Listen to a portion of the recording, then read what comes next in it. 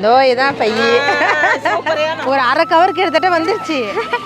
எதுக்கு போய் நம்ம கட்டைப்பை வேற கூட ஏதாவது எடுத்துட்டு போனாலும் எங்களுக்கு வாயே ஒன்றும் திறக்க முடியல. சரிக்கா ரொம்ப சந்தோஷம். வந்து ஒரு 1.5 வருஷம் டேப்லெட் போட்டேன். சுகர் டெஸ்ட் எடுத்துரும் அப்படின்னு எழுதி கொடுத்தாங்க. அப்புறம் நான் ஏங்கி கால் வீங்கிக்கிறோம். பார்க்கணும், பார்த்தாதான் மனசு ஆறும்.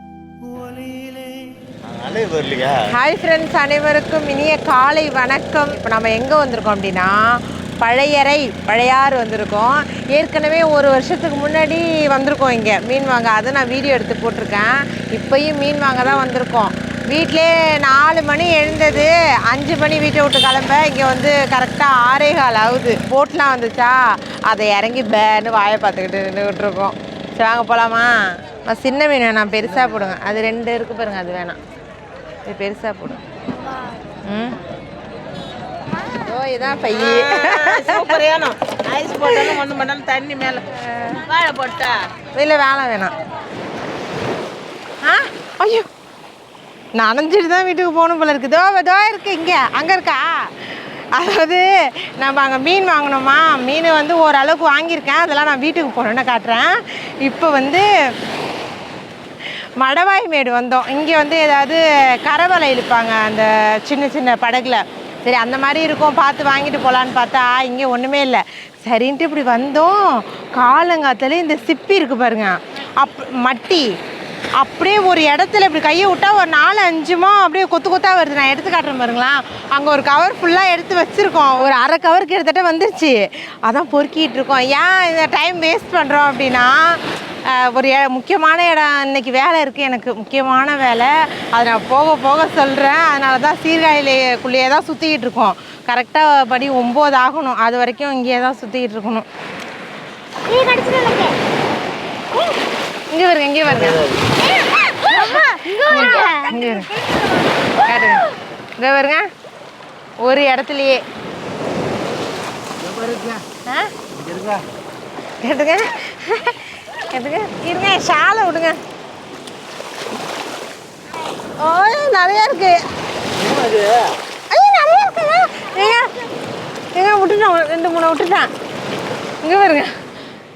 அவ்வளோதான்ப்பா, பெரிய மீன் கடையே போட்டாச்சு. இந்த கூட எங்களுக்கு கிடச்சதான் பெரிய ஹைலைட்டு. மீன் வாங்க போகிறது முக்கியம் கிடையாது, அதுக்கான ஏற்பாடுக்கு நாங்கள் அந்த கட்டைப்பை அதெல்லாம் மறந்தே போயிட்டோம். தூக்க கலக்கத்தில் மறந்தாச்சு இல்லைங்க, தூக்க கலக்கத்தில் மறந்துட்டோம். அங்கே போனால் நம்மளுக்கு தெரிஞ்ச அண்ணன் ஒருத்தவங்க இருந்தாங்க. இந்தாங்க எப்படியாப்பட்ட பை, நம்ம கட்டைப்பை வேறு கூட ஏதாவது எடுத்துகிட்டு போனாலும் காரு நாஸ்தி ஆகிருக்கும். அரிய பொக்கிஷம் மாதிரி எங்களுக்கு இந்த இது கொடுத்தது கிடச்சிச்சு. அவங்கள்ட்ட அந்த அண்ணன்ட்ட கொடுக்கணும். அவ்வளோதான். இந்த மீன்லாம் தான் நம்ம இப்போ வாங்கியிருக்கோம். இன்னும் வீடெலாம் அப்படி தான் கிடக்கு. காலைல 4 மணிக்கு ஓடணும் நான் வீட்டெலாம். இதுக்கப்புறம் தான் கூட்டிகிட்டு வேலையே ஸ்டார்ட் பண்ணணும். இங்கே பாருங்கள், இந்த மீன்லாம் தான் எங்களுக்கு கிடச்சிச்சு. எல்லாமே சூப்பரான அப்படியே ஃப்ரெஷ்ஷான மீன். இது வந்து சிங்கிரால். ஒன்றே ஒன்று அந்த கூடக்கார அக்காட்ட இருந்துச்சு. அக்கா கொடுங்க, என் பையன் கேட்குறானுன்னா இந்தாம்மா நீ எடுத்துகிட்டு போக மாட்டாங்க. ஆனால் இது உள்ளே எந்த அளவுக்கு சதம் இருக்குன்னு தெரியல. இருந்தாலும் இதை தனியாக ஒரு வறுவல் போட்டு சாப்பிட்ணுன்னு அது ஒரு ஆசை, அதனால் வச்சுருக்கோம். இந்த காணாங்கழுத்தி மீன் இருக்குல்ல, அதை இருக்கு பாருங்கள்.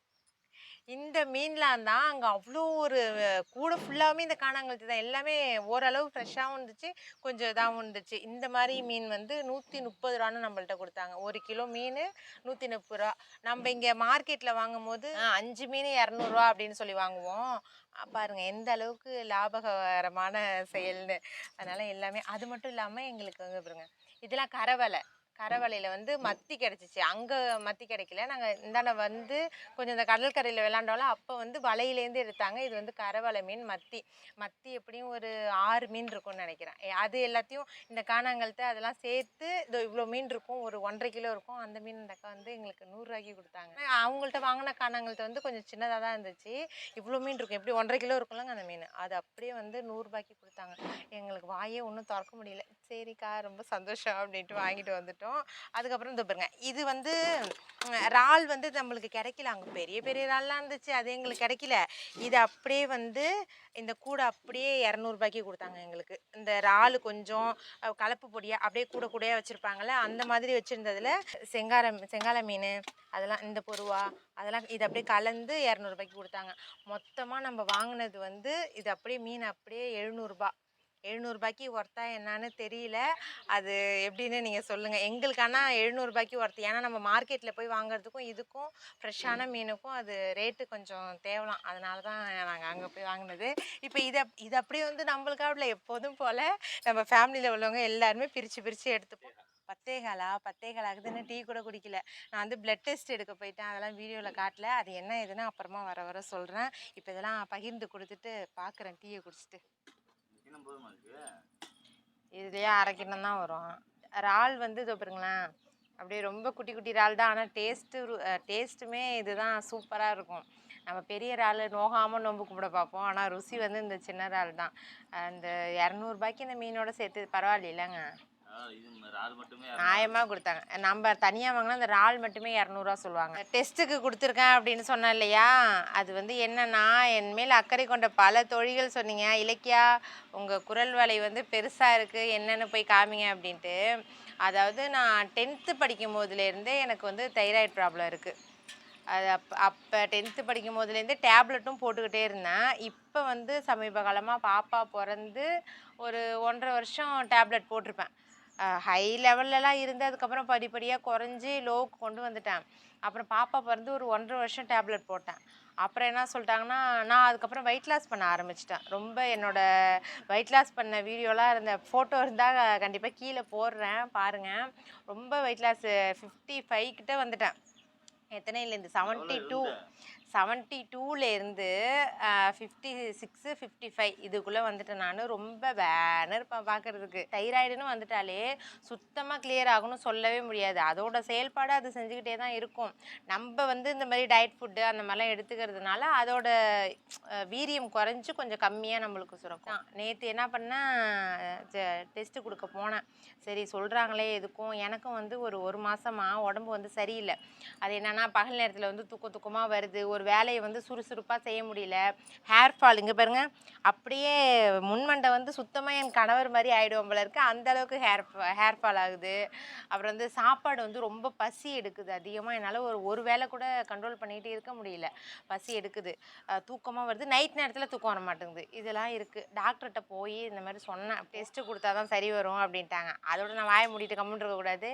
ஐயா எனக்கு வந்து தலையெல்லாம் சுற்றுது, தலைவலி அதிகமாக வருது, பசி தாங்க முடியல, உடம்பு வந்து பருமன் ஏறிக்கொண்டே இருக்கிறது, அப்படி இப்படின்னு நான் பாட்டில் இஷ்டத்துக்கு ஒரு 10 டைலாக் அடித்து விட்டோன்னே சார் என்ன பண்ணிட்டாரு, டக்குன்னு எடுத்து சுகர் டெஸ்ட் எடுத்துரும் அப்படின்னு எழுதி கொடுத்துட்டாங்க. சுகர் டெஸ்ட்டு, அப்புறம் ஹீமோக்ளோபினு, அதுக்கப்புறம் என்னது இது பிளட் செல், கொலஸ்ட்ராலு, இதெல்லாம் எழுதி கொடுத்துட்டாங்க.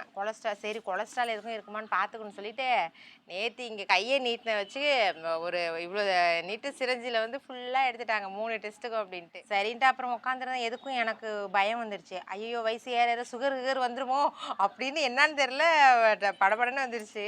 அப்புறம் வந்து சுகரும் இல்லை கொலஸ்ட்ராலும் இல்லை, இது ரத்தத்தின் அளவு தான் கொஞ்சம் கம்மியாக இருக்குமா, மற்றபடி வேறு உனக்கு ஒன்றும் கிடையாது, உன் வாய் பரபரத்தை வாயை வச்சுட்டு நீ கம்முன்னு இருக்கலாம் அப்படின்னு சொல்லாமல் சொன்னார் அவர். கொலஸ்ட்ரால்லாம் உனக்கு இல்லை அப்படின்னா அப்போ தான் கொஞ்சம் சரி நம்ம வாயை வச்சுட்டு தான் சும்மா இருக்க மாட்டோம் போல இருக்கு, தின்னுக்கிட்டே இருக்கோம் அப்படின்னு நினச்சிக்கிட்டேன். அதுக்கப்புறம் வந்து வெயிட் லாஸ் பண்ணுமா, வெயிட் லாஸ் பண்ணால் தான் வந்து கரெக்டாக ஃபிட்டாக இருக்க முடியும், இல்லைனா வந்து வயசு கூட உனக்கு வந்து அந்த அது எப்படி சொல்கிறது, அது வந்து ஒரு உமிழ்நீர் மாதிரி ஒரு 5 மணி 4 மணிலாம் ஆயிடுச்சுன்னா அந்த தைராய்டு வந்து இருக்குது பார்த்தீங்களா, என் தொண்டை வந்து கொஞ்சம் அப்படியே பெருசாக தான் இருக்கும். அதே வெயிட் லாஸ்லாம் ஆகிட்டேன்னா எனக்கு தெரியவே தெரியாது. இப்படி நானாக அப்படி நிமிரும் போது தான் அது தெரியும்.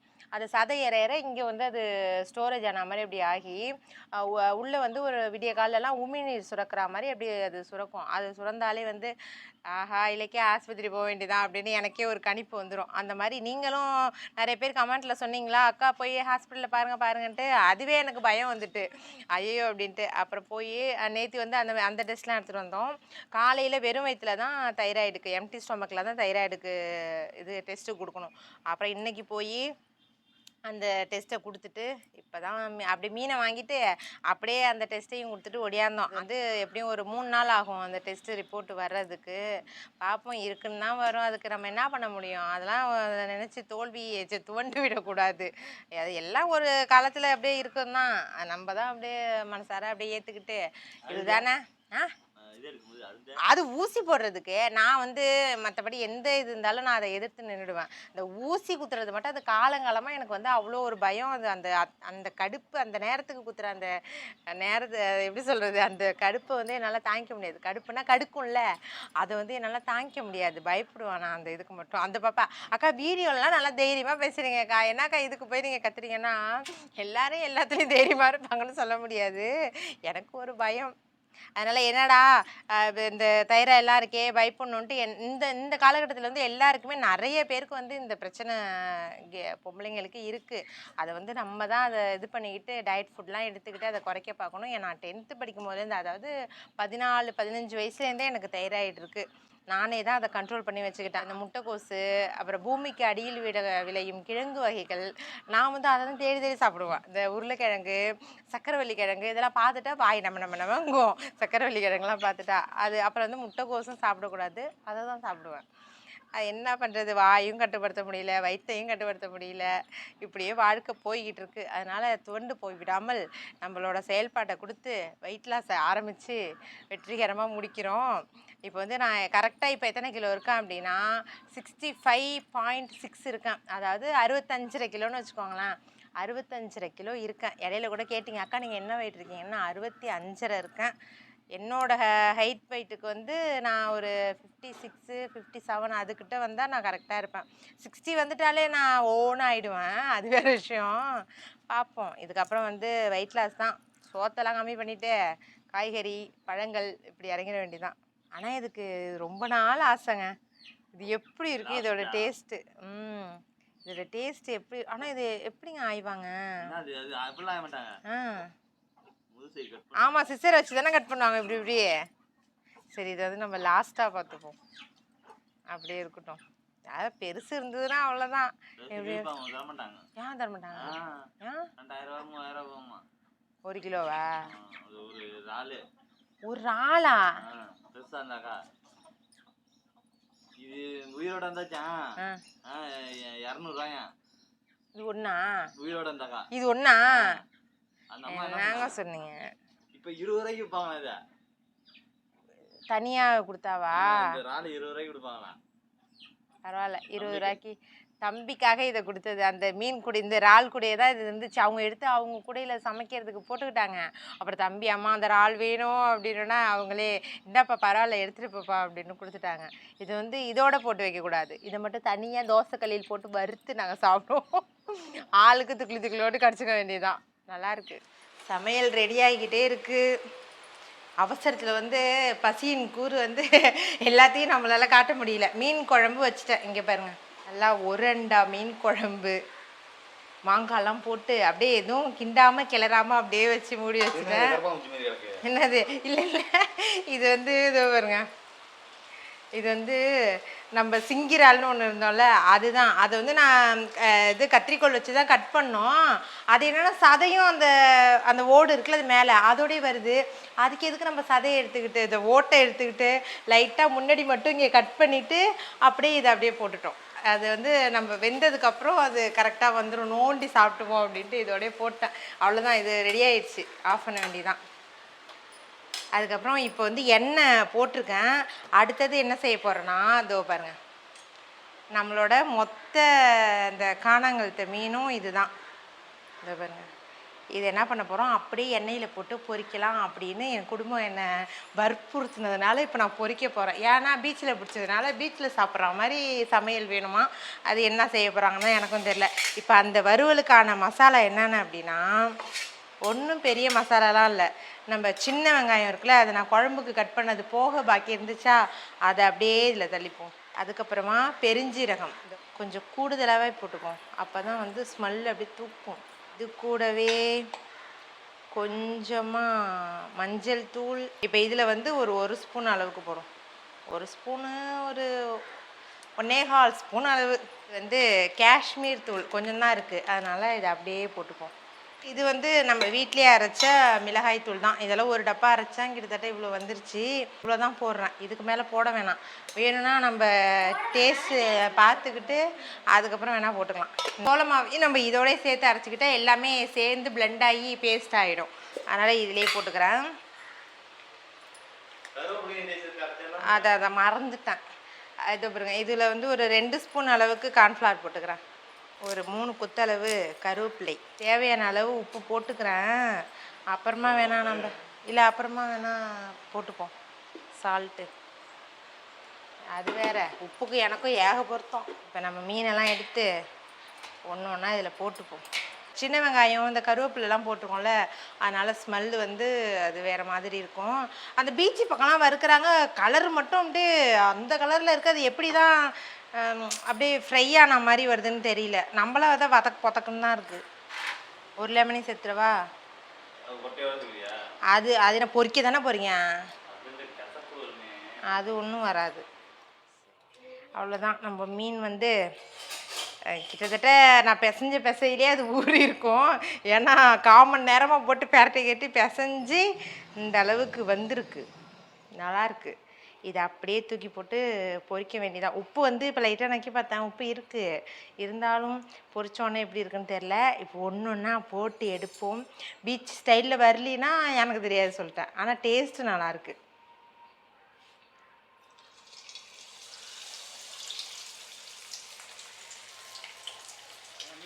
இல்லை பயமாக இருக்காது. சில நேரம் வந்து அதோட கண் வந்து வெடிச்சிரும். நம்ம எந்த நேரமும் வந்து பாதுகாப்பு வளையத்தோடு இருக்கணும். அதாவது இன்னொரு டிப்ஸ் ஒன்று சொல்லட்டுமா? நம்ம ஏதாவது இந்த மாதிரி பொரியல் சம்மந்தமாக எதுவோ ஒன்று, காலிஃப்ளவரோ இல்லை சிக்கனோ இல்லை இந்த மாதிரி மீனோ ஏதாவது பொரியல் சம்மந்தமாக செஞ்சோன்னா அகண்ட கடாயில் வச்சுட்டா எண்ணெய் 1 லிட்டர் 2 லிட்டர்னு ஆகும். இந்த மாதிரி குழியாக கொஞ்சம் சின்னதாக இருக்கிறது குழியாக இருக்கணும். அந்த மாதிரி வச்சுக்கிட்டா 1/2 லிட்டர்லேயே நம்ம ஜோலியை முடிச்சுக்கலாம். அதனால் வந்து இந்த டிப்ஸை வந்து ஃபாலோ பண்ணுங்கள் பின்னாடிக்கு. இது வந்து 1/2 லிட்டர் எண்ணெய் நான் ஊற்றிருக்கிறது. அது எண்ணெய் விட 1/4 லிட்டரில் சமைக்கிற தோழிகளும் இருக்கீங்க.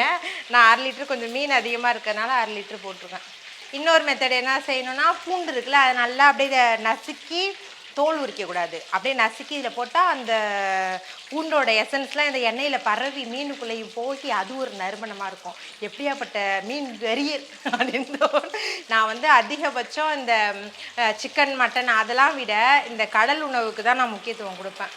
அதுதான் நல்லது உடம்புக்கு. அதனால் இந்த சிக்கன் மட்டன் இதெல்லாம் விட்டுட்டு கடல் உணவுக்கு தயவு கூர்ந்து மாறுங்கள்.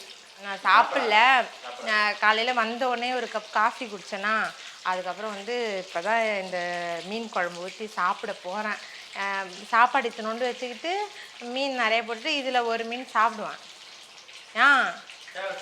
அப்புறம் நான் ஏங்கி கால் வீங்கிக்கும். நான் சாப்பிடுவேன் தான் ஒரு மீன்.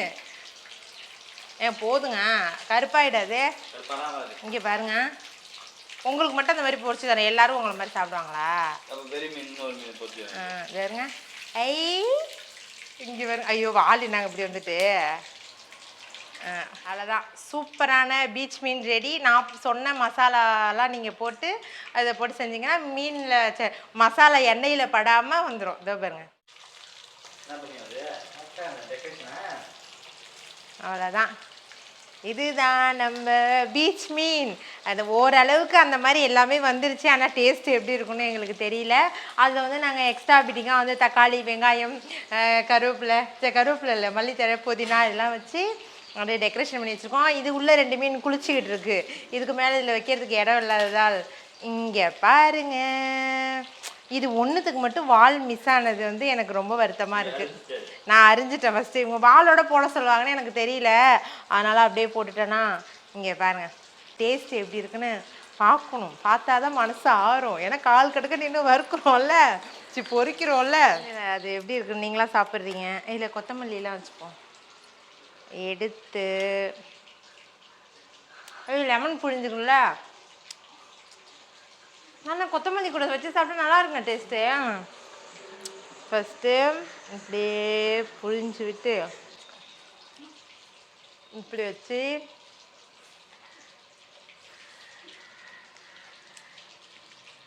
உண்மையாக சூப்பராக இருக்குது. என்ன ஒன்றுனா, பீச்லாம் வந்து இந்த பொடி மாதிரி போட்டு தருவாங்கள்ல, அது ஒன்று தான் மிஸ்ஸிங்கு. மற்றபடி சூப்பர். கண்டிப்பாக இந்த மாதிரி ட்ரை பண்ணி பார்த்துட்டு எப்படி இருக்குன்னு கமெண்ட்டில் சொல்லுங்கள். பீச் மீனா, அதுவும் இலக்கியாவின் பீச் மீன். சரி, ஓகேப்பா. மீண்டும் சூப்பரான அடுத்த ஒரு விளாகில் பார்க்கலாம். டாடா.